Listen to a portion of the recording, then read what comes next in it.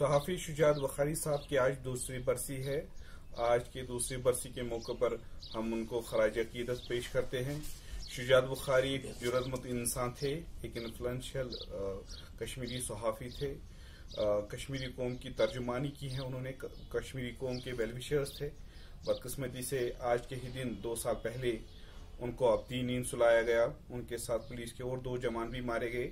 उनके साथ भी हम इजहारी ताज़ियत करते हैं, उनके फैमिली के साथ भी, और उनको भी खराज अकीदत पेश करते हैं।